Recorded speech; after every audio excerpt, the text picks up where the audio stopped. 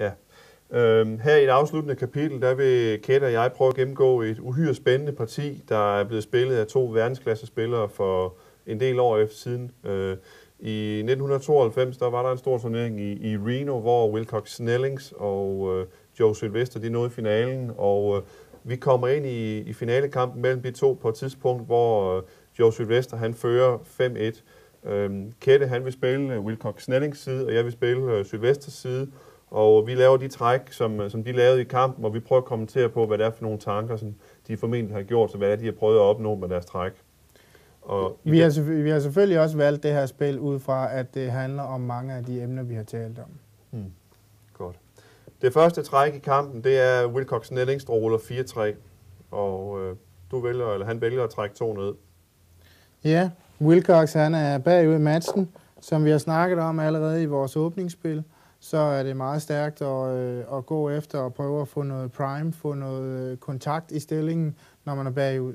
Vi kunne selvfølgelig også splitte fremad, som vi har talt om tidligere, men jeg synes egentlig, når man er bagud i matchen, ikke fordi man er synderligt langt bagud her, så gør det ikke noget at slå ned, så man kan lave det.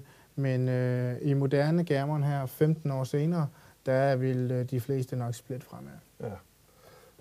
Så er det Joe Sylvesters tur. Han ruller, og han slår 5-3, som der er 2 muligheder. Den ene, det er at lave sit 3-punkt. Det er normalt et fint spil, men i den her situation, der er der altså mulighed for at gå op og hit på 16 punkter, og det er langt stærkere, fordi det tjener en masse pips i ræset. Det gør klar til at undslippe en bagmand, og det fratager rød en masse gode rull, som man ellers vil have til at bygge nogle konstruktive punkter. Så slår Wilcox Snelling, han slår 5-1. Man har altid 2 muligheder, når man skal ind for baren. Enten kan man gå ind her på 1-punktet, eller man kan gå ind på 5-punktet. Og gå ind på 1-punktet, det skaber altid 3 brikker langt tilbage i stillingen. Det er faktisk ikke særlig godt. Så i det her tilfælde vil vi faktisk gerne prøve op og se, om vi kan kæmpe om at få et højt anker. Samtidig med har vi jo også chancen for at slå den brik tilbage, som vi gerne vil have fat i, og vi gerne vil have tilbage, sådan så at han ikke bare begynder at lave et løbespil nu her, hvor han er foran i matchen. Godt. Nu er det Sylvesters tur. Han har slået 5-4.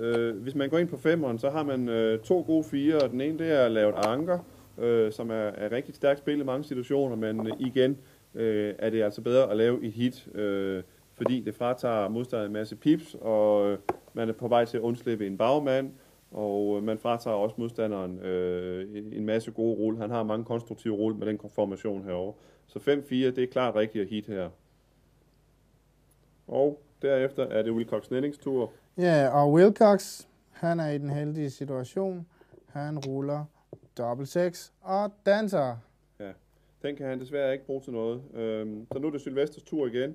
Han slår 2-1, og Sylvester, han er allerede i gang i et angreb her, og det vælger han at fortsætte. Med 1'eren, der kæmper han om det gyldne punkt, som vi ved er meget vigtigt, så den slår han med. Og 2'eren, den bruger han til at spille ned fra midtpunktet, dels fordi det giver en direkte bygger til 5 punkter, hvis den skulle få lov at overleve, også fordi det afstakker midtpunktet. Så det er fint spillet. Aggressivt, men fint spillet. Så er det Snellings tur. Snelling,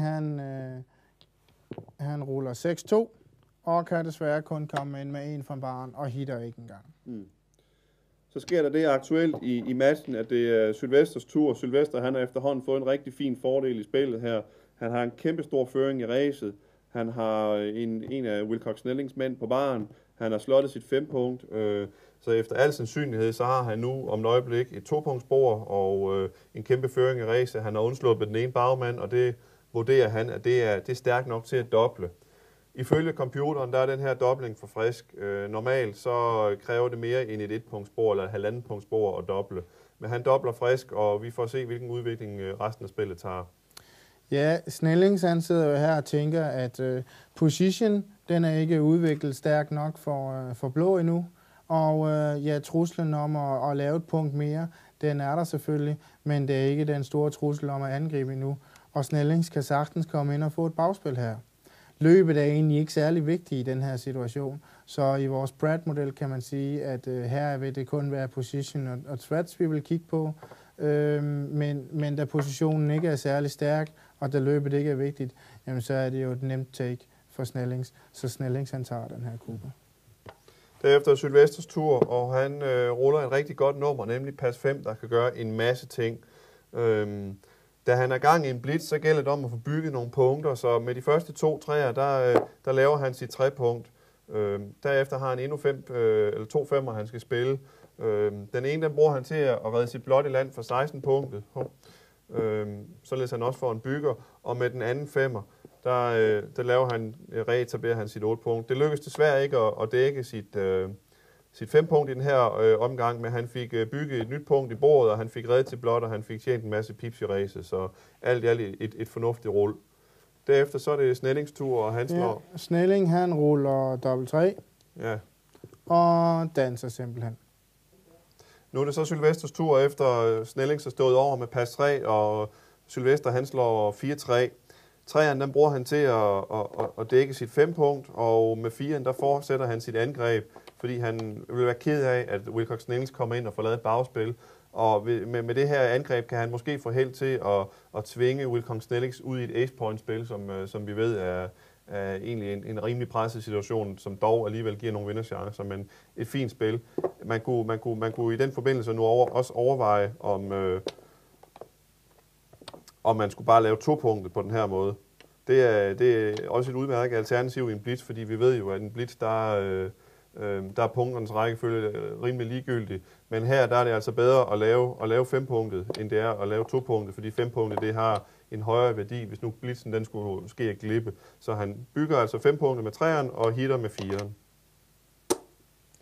Ja, og Snellings, han ruller 3-2. Snellings har noget nemt spil lige i øjeblikket. Han skal bare spille en enkelt brik ad gangen, og så kan han ikke meget andet end det. Nej. Og så er Sylvesters tur. Han slår nu 4-2, og han forsøger stadigvæk at holde liv i sin blitz, så han bruger 2'eren til at gå ind, og for enhver pris vil han gerne forhindre Wilcox Snellings i at lave sit andet anker, så han bruger 4'eren til at hitte med meget oplagt spil. Sådan. 6-4. Ja, og så ruller Wilcox Snellings 6-4'eren. Igen et nemt træk. Han har kun en brik, han kan spille. Ja.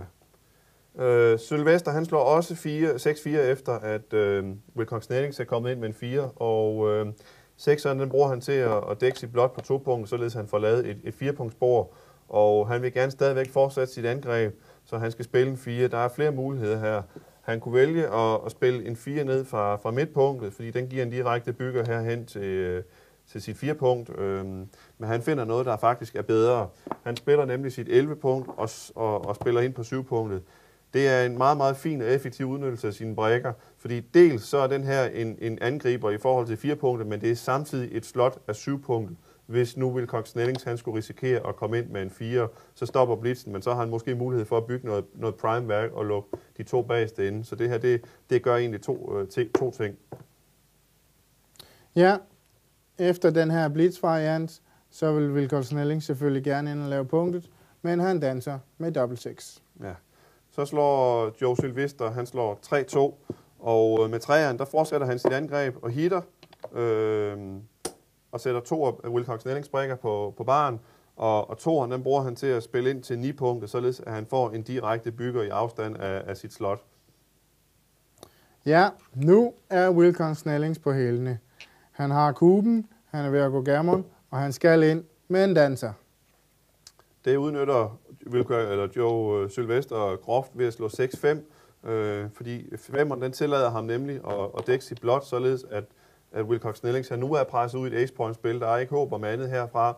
Og 6'eren den bruger han til at slotte bagenden af prime, således som vi har lært det, fordi det er den hurtigste vej til at få lukket en fuld prime ned. Godt. Wilcox Snellings vil gerne ind igen, men han danser. Med 2 mand på baren, så er han virkelig i gammonsovsen nu. Joe Sylvester, han slår 3-2, og eftersom Wilcox Snellings han er 2 på baren, så kan han spille rimelig frit, og han vælger med 3'eren at spille ned fra midtpunktet for at give sig selv mange byggere til at lave sin full prime, og med 2'eren der spiller han op til 21-punktet. Man kunne godt overveje, at man skulle gå ned med toerne frem med træerne, men han vælger altså den anden variant. De er cirka lige stærke. Ja, Wilcox Snellings, han skal altså ind, men han vælger at danse. Så er det Joe Sylvesters tur. Han slår 3-1. Og med træerne, der fuldfører han sin prime, og etteren, den spiller han til 20. Så gælder det om at få sin brikke hjem. Nu har man nemlig fået lukket prime ned, så skal vi bare hjem med brikkerne, og det gælder om at begynde at tage af, når vi kommer så vidt. Wilcox Snellings er stadigvæk på baren. Au. Han bliver ved med at danse. Så er det Joe Sylvesters tur, og han slår som end 6-1, og den vælger han at løbe op til midtpunktet med. Wilcox Snellings har været rigtig i sovsen. Nu er han så heldig, at han ruller dobbelt ind. Man skal selvfølgelig ind med 2, og så kan man vælge at lave bare punktet, eller man kan vælge at lave 5 punktet. Det er ligesom i åbningen. Det er selvfølgelig rigtig godt at unstacke. Så at lave 5 punktet, det er klart stærkeste spil. Så er det Sylvesters tur. Han beholder etteren, og så slår han en 4 sammen med, så han skal spille 4-1. Det er faktisk lidt et akavet slag, og det viser, hvor stor en styrke det er i Wilcox Snellings stilling, at han fik lavet sit 5-punkt. Allerede nu begynder bagmanden at godt kunne komme en lille bitte smule knibe. Den går i hvert fald ingen steder lige med det samme her. Da han ikke har lyst til at udlægge sin full prime, så bliver han med andre ord nødt til at spille 4 ned for midtpunktet, således at han kommer til at give et skud her, men der er ikke andre muligheder. Etteren, den vælger han at spille med bagmanden og prøve at komme lidt tættere på hjem. Det giver godt nok ikke flere numre, der løber lige med det samme, men det er det spil, han vælger. Ja, Wilcox Snellings, han er ude i en variant, at nu ruller han 3-2. Wilcox står bag en prime, og hans kamp for at få den prime til at bryde, den skulle han gerne have ved en modprime. Det kan Wilcox gøre på flere forskellige måder. Blandt andet så kan han skaffe nogle byggere hernede til, eller han kan forsøge at eventuelt slotte til en prime. Derudover så kan han forsøge nogle andre muligheder, men de her 2, det er de 2 klart stærkeste muligheder, og jeg vil sige, Wilcox mulighed her, den er i hvert fald ikke dårlig. Den går efter, at man laver primen i en fart. Den koster lidt gammons i den anden ende, så i aktuelle spil er det faktisk rigtigst at spille op på 8-punktet, men Wilcox, han går hårdt og brutalt efter primen. Ja, man kan sige, det han ser, det er, at taber han spillet, så taber han utrolig mange gammers med 4 brikker på 24 punkter, så det er ikke en stor omkostning at få sendt en ekstra brik ned. Man er i så meget sovs i forvejen, så det er ved at tage en chance for at få vendt billedet. Og det er ikke nogen kæmpe fejl. Det er en fejl, men ikke nogen stor fejl. Herefter der slår Sylvester, han slår 5-1, og den får han altså desværre fejlspillet, fordi det kommer til at præge udviklingen af spillet her. Joe Sylvester, han vælger man her 5-1 og redde sit blot i land med 5'eren, og 1'eren, den spiller han frem, således at han i stedet for kun at have 5'er, der kan løbe, nu har 4 og 6'er, der løber i stedet for. Det han skulle have gjort i den her situation, det var, at han skulle være gået frem med 5'eren, og så skulle han have spillet 1'eren her. Det giver godt nok en masse blot, men det er det, der giver mindst sandsynlighed for, at man kommer til at komme i klemme med en brik og blive crunch op bagefter. Men det var desværre ikke det spil, han fik valgt, så nu er situationen sådan her.